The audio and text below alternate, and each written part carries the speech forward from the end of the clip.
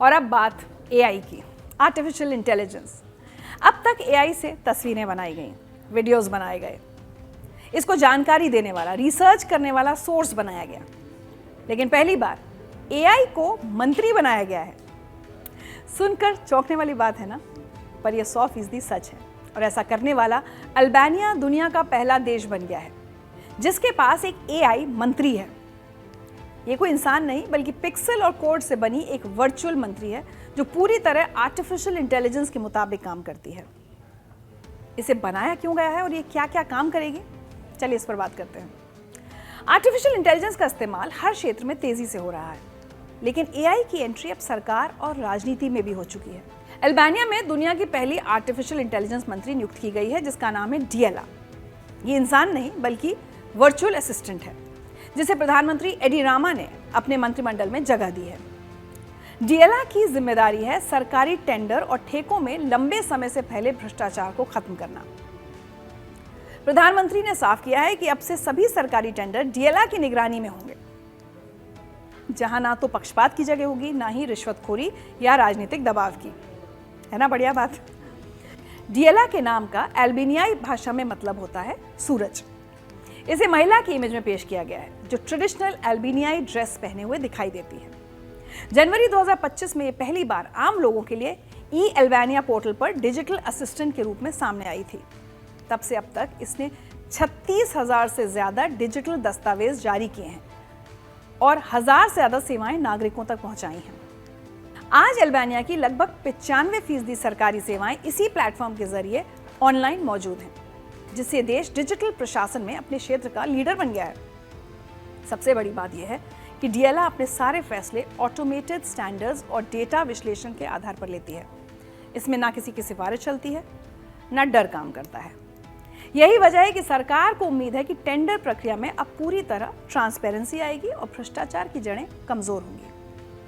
Albania south east Europe का एक छोटा सा देश है, साइज में भारत से 114 गुना छोटा। इसका इतिहास भ्रष्टाचार से जुड़े विवादों से भरा रहा है। कई बार अंतर्राष्ट्रीय ड्रग और हथियार तस्करी नेटवर्क्स ने सरकारी ठेके हासिल करने के लिए रिश्वत का सहारा लिया। यूरोपीय संघ की सदस्यता हासिल करने के लिए अल्बानिया को 2030 तक ये साबित करना होगा कि उसका प्रशासन पारदर्शी और करप्शन फ्री है। मई 2025 के चुनावों में बहुमत पाने के बाद प्रधानमंत्री रामा अब डिजिटल तकनीक की मदद से देश की छवि बदलने की कोशिश कर रहे हैं। अब मंत्री के रूप में डिएला सीधे तौर पर सभी टेंडर प्रस्तावों की जांच करेगी और कॉन्ट्रैक्ट्स पर आखिरी फैसला लेगी।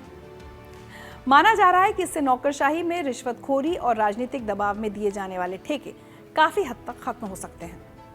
हालांकि एक सवाल अभी बाकी है कि क्या डिएला के फैसलों पर कोई मानवीय निगरानी होगी या सब कुछ पूरी तरह एआई के भरोसे छोड़ दिया जाएगा। एक्सपर्ट्स चेतावनी देते हैं कि सुरक्षा की अनदेखी की गई तो ये सिस्टम हैक या मैनिपुलेशन का शिकार भी हो सकता है। वहीं जनता की राय बटी हुई है।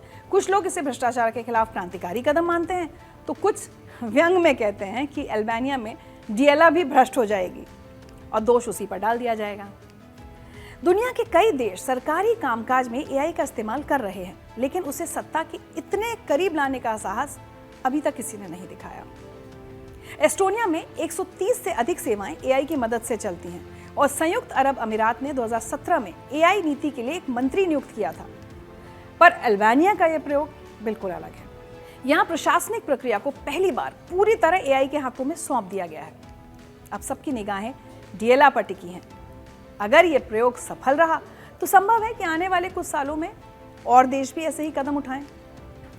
वैसे भ्रष्टाचार तो भारत की भी एक बहुत बड़ी और पुरानी समस्या है, लेकिन क्या ऐसी कोई पहल भारत में भ्रष्टाचार रोक सकती है? मुझे तो नहीं लगता। हाँ, अल्बानिया ने जो कदम उठाया है उसकी सफलता या असफलता ये तय करेगी कि कुछ और छोटे देश एआई को मंत्री जैसी जिम्मेदारी देते हैं या नहीं। वैसे इंसानों से ज्यादा भरोसा मशीनों पर होना इंसानों के लिए अच्छी बात नहीं है।